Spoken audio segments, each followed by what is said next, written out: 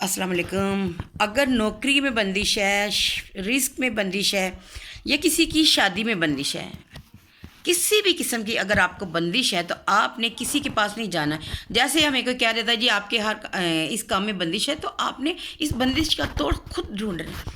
ہمارے پاس قرآن پاک موجود ہے، اور ہم لوگوں کو کسی کے پاس جانے کی ضرورت نہیں ہے کہ ہم کسی کے پاس جا کے مہنگے ان کو آپ لوگ ہدیے دیں پھر اپنا کام کروائیں۔ آپ نے کرنا یہ ہے کہ عصر کی نماز کے بعد آپ نے 11 مرتبہ درود ابراہیمی پڑھنا ہے۔ درود ابراہیمی چونکہ نماز میں پڑھا جاتا ہے، یہ سب سے افضل درود ہے۔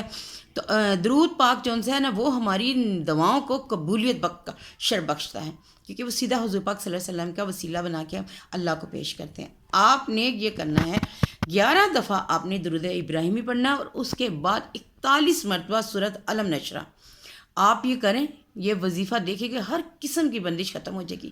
11 دن کریں اور اللہ تعالیٰ سے گڑ گڑا کر اپنے لیے دعا مانگے۔ اللہ تعالیٰ ضرور سنتا ہے، کیونکہ وہ تو 70 ماؤں سے زیادہ پیار کرتا ہے۔ اللہ تعالیٰ آپ کا حامی و ناصر ہو۔ اللہ تعالیٰ بری وقت، بری گھڑی اور برے لوگوں سے بچائے، آمین۔ میرے چینل کو لائک اور سبسکرائب کریں، یہ ویڈیو شیئر کر دیں۔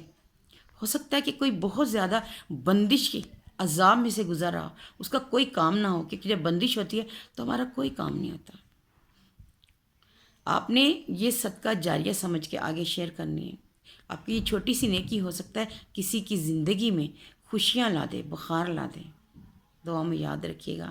اللہ حافظ۔